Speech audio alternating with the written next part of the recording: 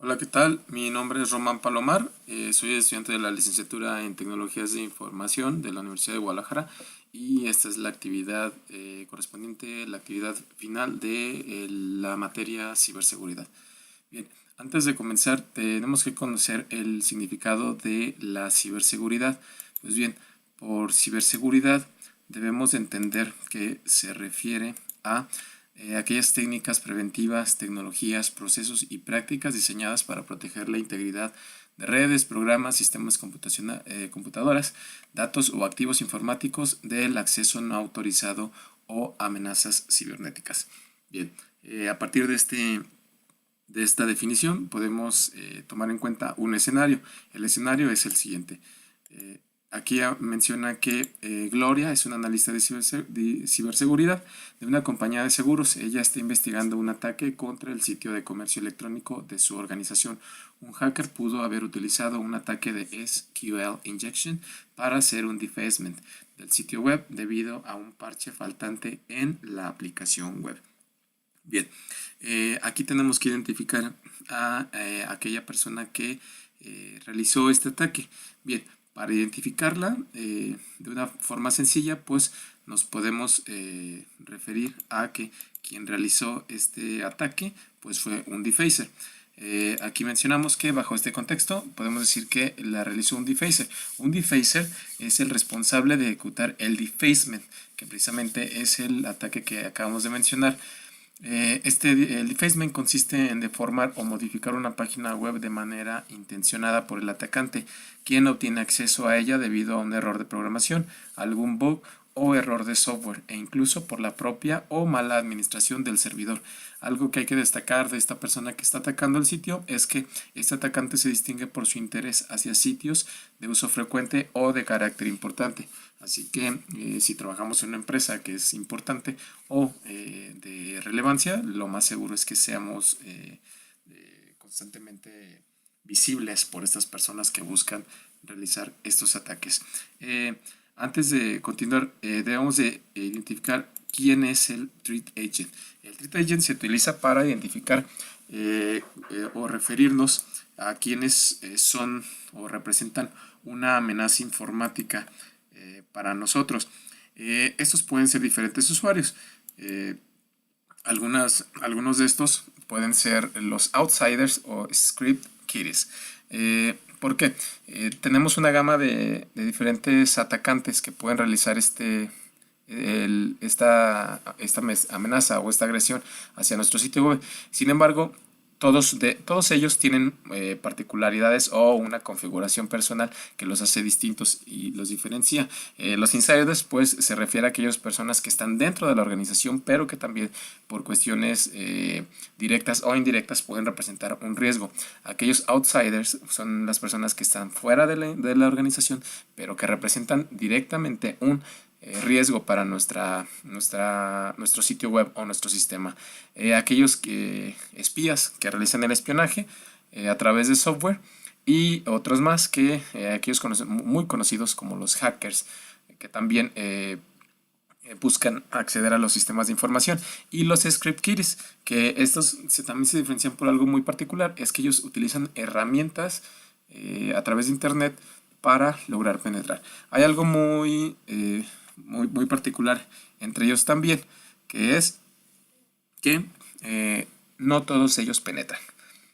Solamente 4 de ellos penetran, que son los insiders, como les mencionaba hace un momento, son los outsiders.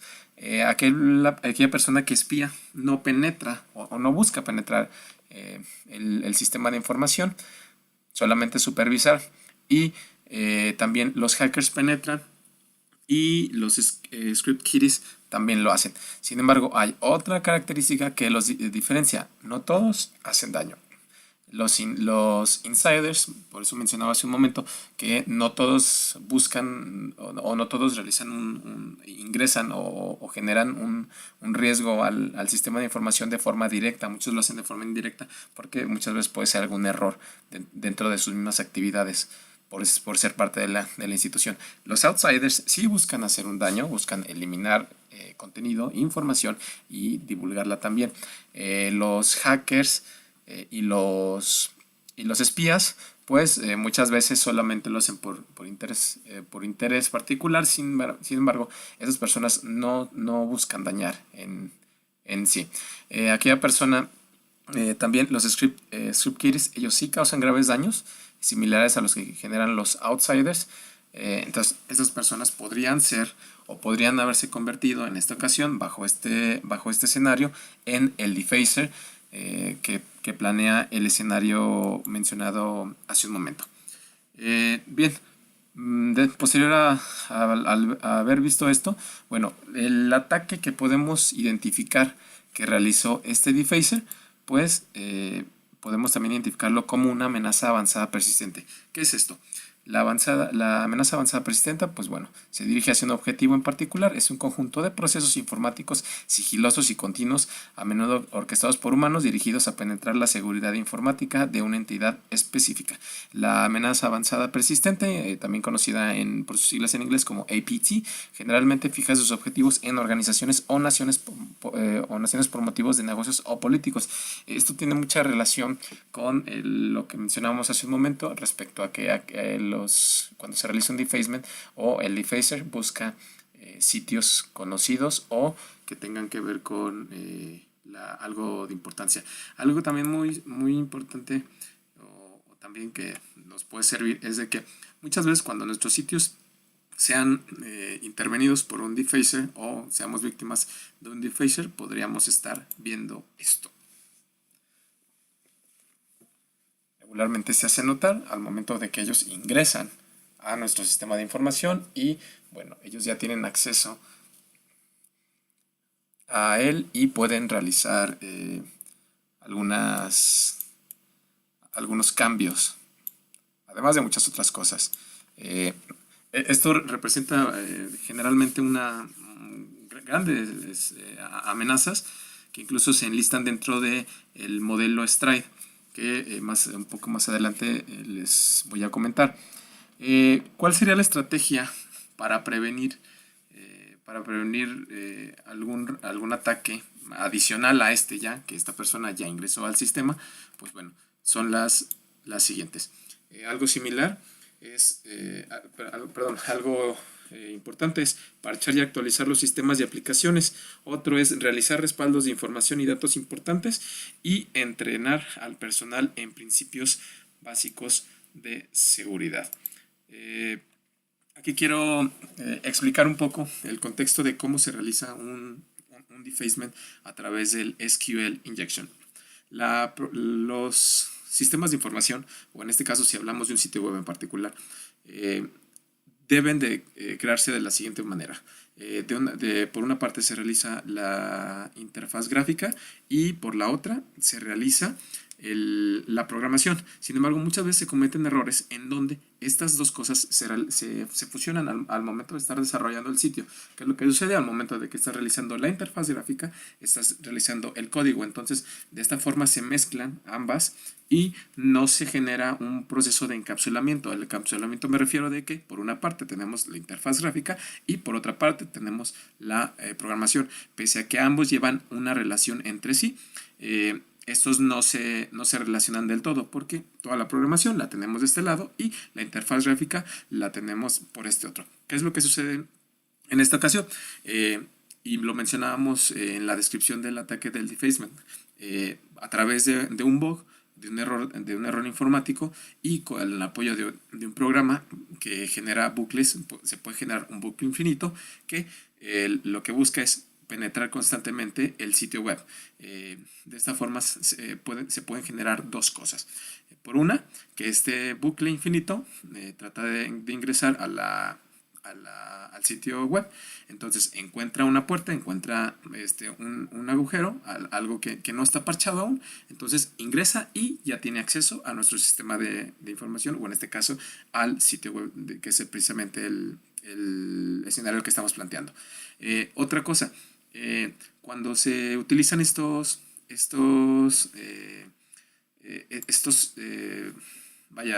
programas, también generan otros problemas, que en este caso podría ser la negación del servicio. ¿A qué me refiero? Bueno, planteado de una forma más específica, nos podemos referir a que se pueden... Este programa genera una infinidad, al ser un bucle infinito, genera una infinidad de intentos por ingresar al sitio web. ¿Esto qué es lo que hace? Colapsa el sitio web y impide que las demás personas puedan ingresar, pero al mismo tiempo genera el colapso del sitio web y lo tumba, que es lo que muchas veces hemos encontrado. Incluso podemos ver este mismo ejemplo, sin embargo, este ejemplo si es orgánico, que es el que les estoy explicando, es lo que sucede con SEO, ¿no? Cuando salen las listas que todas las personas quieren ingresar de repente, entonces aquí se genera un efecto orgánico que lo está realizando la gente porque todas las personas quieren ingresar en ese mismo momento y entonces se colapsa, ¿no? O se cae el sitio. Sin embargo, cuando hay sitios que no tienen esta demanda, si se utiliza este programa para generar un bucle infinito, pues bueno, también se puede llegar a ese cometido de tumbar el sitio, pero con fines negativos, con fines de ataques, de ataques informáticos. Tomando esto ya bajo este contexto, ¿cuáles son bueno, ya mencionábamos esas estrategias, que es parchar y actualizar los sistemas de aplicaciones. De esta forma podemos parchar esos agujeros que han quedado descubiertos durante la etapa de programación del sitio web para que las personas no puedan penetrar. También las actualizaciones, recordamos que son muy importantes, porque aquellos sitios web que están realizados bajo proveedores externos, esos proveedores suelen generar actualizaciones y de esta forma mejorar la seguridad de los sitios web. Otra, realizar respaldos de información y datos importantes. Es súper importantísimo que después de que hemos sufrido un ataque, desde antes, pero también posteriormente, hacer el respaldo de la información y datos importantes porque puede generar un riesgo, ¿no? Pueden desaparecer la información, pueden destruirla. Entonces, sobre todo cuando en este caso estamos hablando de un sitio de e-commerce, se manejan transacciones económicas, se maneja dinero, se manejan recursos, se maneja información, datos personales, que además es algo importante por la vulnerabilidad en que someten a las personas al tener su información.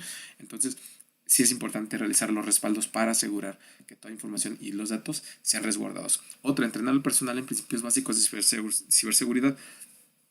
Esto por ende es importante porque el hecho de que trabajemos en una empresa o sea un importante nos va a hacer nos va a poner en la mira de siempre de estos atacantes. Entonces tenemos que reforzar la seguridad a través del personal, que el personal esté consciente, que el personal que están desarrollando los sistemas de información, que están dando la actualización a nuestro sitio web, pues bueno, esté capacitado y sepa de los riesgos que implica ser víctima de un ataque. Posteriormente, después ya de haber estructurado este escenario, si queremos llevar esta situación a un contexto en el que aún no hemos recibido algún ataque, pues bueno, tenemos que tomar en cuenta las siguientes recomendaciones. Bajo el modelo STRIDE, que es el que menciona las diferentes amenazas a las que podemos ser víctimas. Bueno, prácticamente en el e-commerce o en el comercio electrónico podemos ser víctimas de cualquiera de estas amenazas. Estas son las siglas. STRIDE se refiere es un acróstico que se logra con los diferentes tipos de amenaza que integra el modelo STRIDE, que es la suplantación, la manipulación, el repudio, la revelación de información, la denegación del servicio y la elevación de privilegios.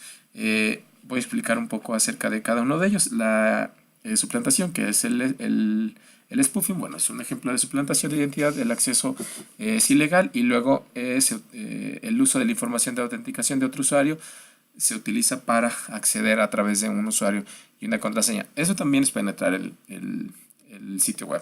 Entonces, si se suplanta la identidad de una persona, pues bueno, o de un usuario o una usuaria, pues se puede lograr acceder al sistema y tener a un atacante permanente teniendo acceso a nuestra información e incluso planeando un ataque a nosotros mismos o de nosotros brincar a otro sitio web para también atacarlo. La manipulación de datos. Al tener acceso a nuestro sistema de información, es evidente que va a tener acceso también a nuestra información. La manipulación de datos implica la modificación maliciosa de datos. Estos ejemplos incluyen cambios no autorizados realizados en datos persistentes, como aquellos también que se guardan las bases de datos. Muchas de estas veces puede que aquella persona, aquel atacante que acceda a nuestro sitio web, puede que no acceda a nuestra base de datos. Sin embargo, muchas otras veces sí puede acceder a nuestras bases de datos, sobre todo cuando tenemos un ejemplo como era el que yo comentaba, en donde, bueno, cuando se desarrolla el sitio web, se tiene la interfaz gráfica y la programación está fusionada. El repudio se refiere a aquellas amenazas que están asociadas a usuarios que niegan realizar una acción sin que otras partes tengan alguna forma de probar. Esto también puede aplicar dentro del e-commerce. Es una amenaza a aquellas personas que realizan transacciones, que realizan pagos, que realizan compras. El establecer una amenaza de este tipo pues también es muy grave, porque sobre todo cuando estamos realizando transacciones económicas de ingresos e incluso misma de información, no podemos no tener la certeza de que sí lo realizaron o no lo realizaron, y eso también puede representar una pérdida económica para nuestra empresa. Otro más, que es la divulgación de información, similar hace un momento mencionamos la manipulación de datos. Esto es cuando ya se modifica la información, pero incluso el mismo hecho de divulgar información también representa un riesgo para nosotros, porque se pone a la vista pública o al escrutinio al escrutinio público la información. Entonces, esto también genera una grave amenaza, la divulgación de información, que es la exposición de información a personas que supuestamente no deberían tener acceso a ella. Por ejemplo, la capacidad de los usuarios para leer un archivo al que no se les otorgó acceso, sobre todo cuando estamos hablando de información reservada.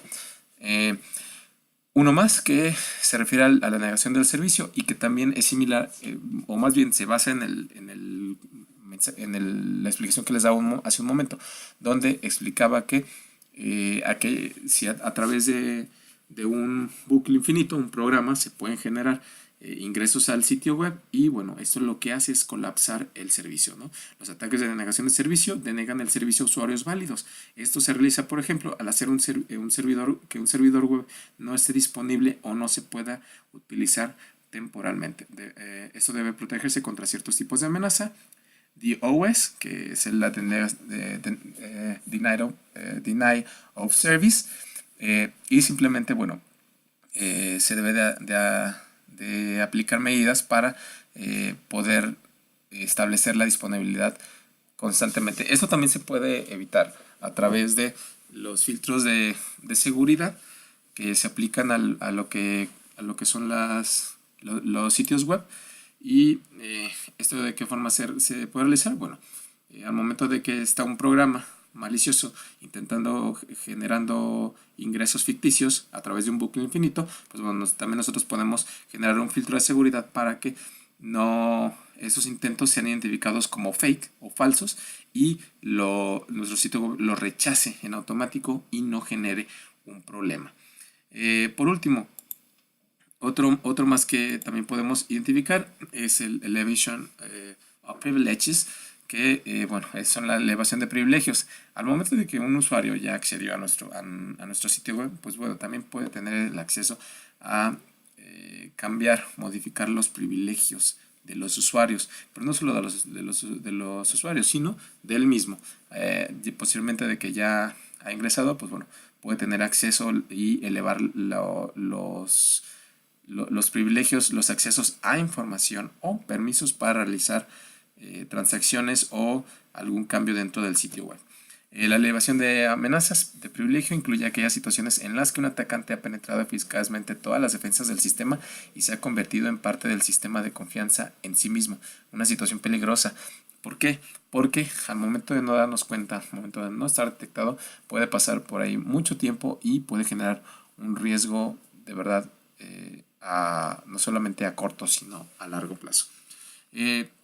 ¿Cuál es la estrategia para evitar los riesgos en respecto al e-commerce. Bueno, regresando un poco, serían estas mismas: parchar y actualizar los sistemas de aplicaciones, verificar muy bien la estructura, la arquitectura de nuestro sitio web, realizar respaldos de información y datos importantes. Esto sí o sí tiene que ir todo el tiempo. Tenemos que cuidar la información y los activos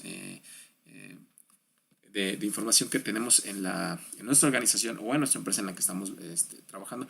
Y también algo constante, el entrenamiento de personal sobre no solamente principios básicos, sino en ciberseguridad. Tener a un especialista dentro de nuestra organización que sea el encargado de evaluar constantemente cuáles son los filtros de seguridad que tenemos y cuál es la estructura de seguridad con la que contamos para no ser víctima de estas afectaciones. Y aunado a esto, conociendo estas estrategias, estas son estrategias después de que ya hemos sufrido el ataque, pero hay una más completa y que es además es una estrategia, a mí me parece que es bastante integral y que tiene que ver con establecer un plan de respuesta a incidentes. Esto se realiza de forma muy sencilla, tomando en cuenta, claro, previsiones, siendo precavido, que es la evaluación inicial, que la evaluación es la evaluación preliminar para determinar si lo observado es un verdadero incidente o no. Eso también nos ayuda a plantear escenarios, darnos cuenta de qué haríamos si sucede esto. La comunicación del incidente: todas las personas que estamos o que están encargadas de la ciberseguridad deben de conocer los incidentes para, entre todos, determinar la estrategia. La contención del daño y mitigación del riesgo. Aquí se procede a proteger la infraestructura, tecnología, información, personas, y se minimiza la interrupción de los recursos informáticos. ¿Qué es lo que podemos hacer?